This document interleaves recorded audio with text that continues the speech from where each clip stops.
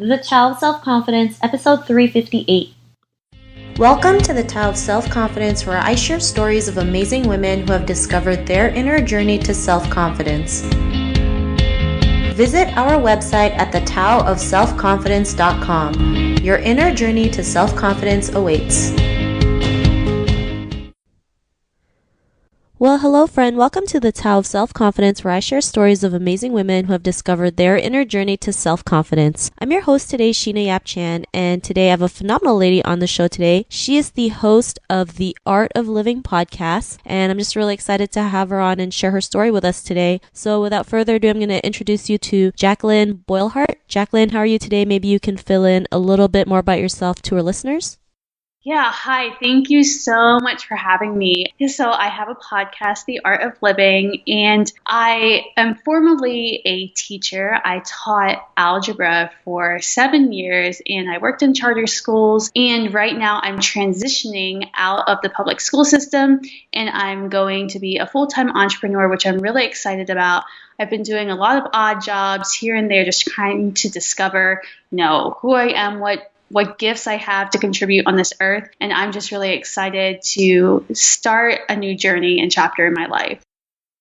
Awesome. Well, thanks for sharing that, and congrats on that great transition. I know most people out there are even too scared to, leave a job, especially you, a teaching job, to pursue what they love. And I love how you said, I'm just doing little odd things here and there to find out what I like and don't like, which is great, right? You get to know a little bit more about yourself each and every time you do these things. So congrats again. And what's your cultural background?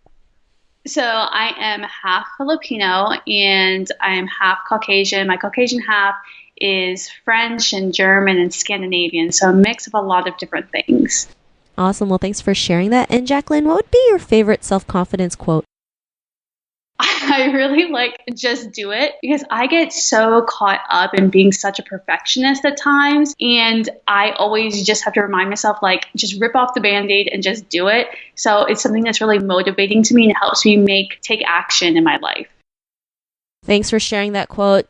I'm just like you too. I kind of overanalyze things, thinking it has to be perfect, not realizing it's fine. We make mistakes along the way, but we can always correct them and kind of move forward and learn from them. I know sometimes I would just not do anything for a month because I'm so scared of what if I fail? What if I make a mistake? What if people make fun of me? And we all go through that, right? Right. But it's all about just taking action, and sometimes it's taking action even though we have no clue what it is, but if we keep on going, we'll get there for sure. So great quote, short and simple and powerful. So thanks again. And in your own words, how would you define self-confidence?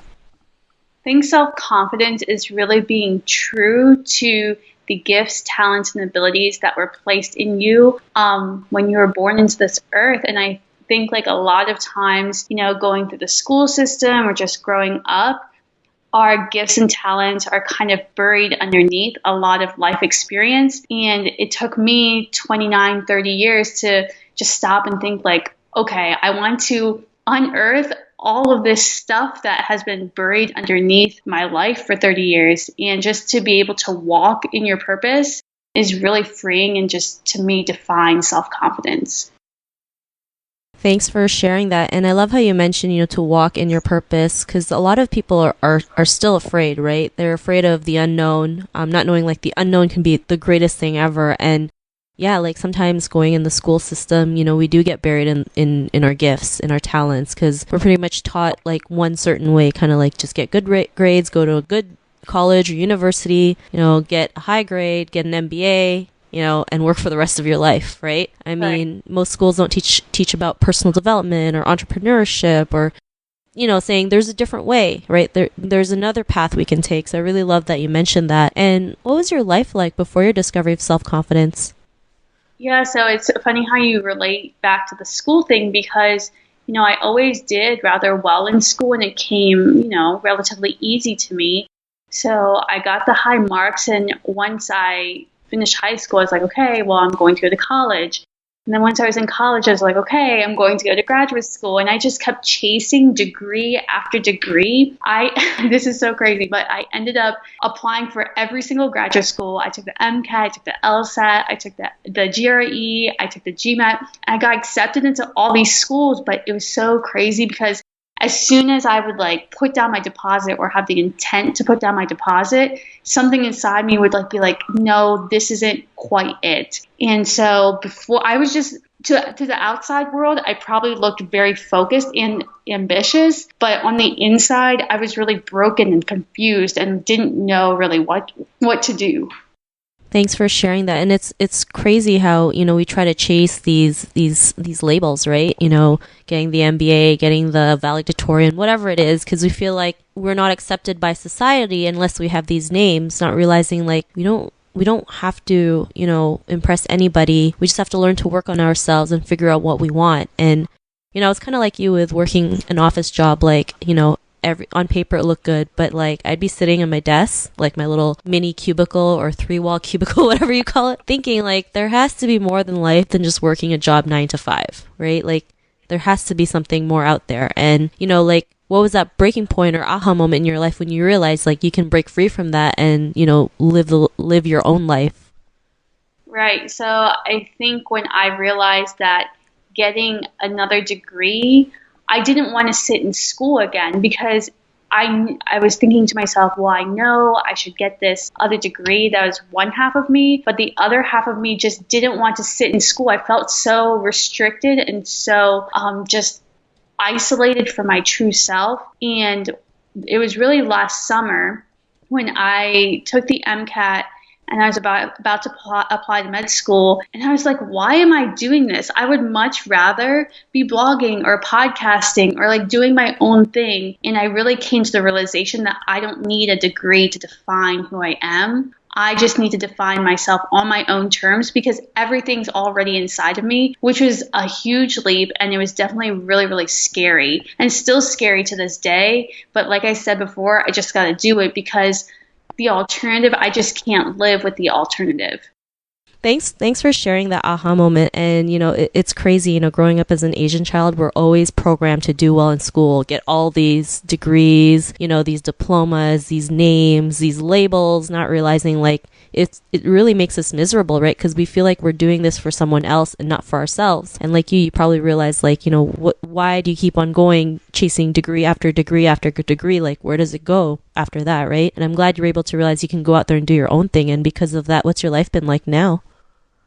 So I just feel free. Like I finally stopped, chasing all these degrees. And even though I was applying to graduate school, I would still be enrolled in classes part-time just because I just felt this need to be enrolled in school and get a grade of some sort every semester, which was really crazy. And since then, I took out all my enrollments in every single school I was in. And I just really have been on this journey of self-discovery and only doing things that really light my soul on fire and not just enrolling for a class so I can get that A, that seal of approval. Thanks for sharing that. And, Jackie, if there's a woman who's listening to your episode, she may be in her own journey of self-confidence. What'd be that one tip you would give to her?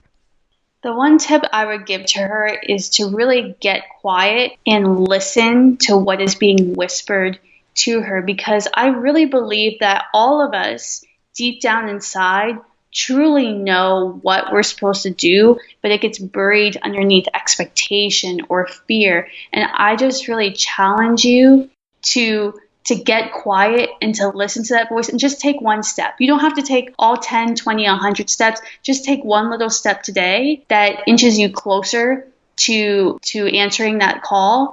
And then tomorrow, take another step and then take another step. And then sooner or later, you'll realize that you can do it and you can overcome these fears and you can live the life of your dreams. Thanks for sharing that tip. And I like what you mentioned, like, listen to what's being whispered to you. A lot of us, we always have like, a voice telling us what we're meant to do, or like we have like a funny feeling in our stomach, having that intuition, like what's meant for us and not meant for us. And sometimes we don't listen to it, right? Because we feel like if we make the wrong decision, people are going to laugh at us. But, it's like your intuition is telling you something that's good for you, right? And even if it's scary, sometimes you just have to go out there and do it. So I really love that tip that you mentioned. And if our listeners wanted to connect with you and get to know a little bit more about you and what you do, or check out your podcast, is there any links or social media profiles we can connect with? Yes, you can find everything linked on my website, which is Jackie Boylhart, Jackie, B as in boy, Oylhart.com. I also post regularly on Instagram, and my handle is my name at Jackie Boylhart. Awesome. Well, thanks for sharing that. And to our listeners, if you want to connect with Jackie, you can also head on over to the taoofselfconfidence.com and search for Jackie's name. Her show notes will pop up along with everything else we talked about. And I just want to thank Jackie for taking the time to share her story with us. So thank you so much. Yeah, thank you so much. It's been a pleasure to be here. Not a problem. It was an honor having you on the show. And to our listeners, be on the lookout for another new episode of another amazing woman's journey to self-confidence. And we'll catch you later. Bye for now. Thank you for tuning in to another amazing episode of the Tao of Self-Confidence. Get your free audiobook by visiting our website at thetaoofselfconfidence.com. Your inner journey to self-confidence awaits.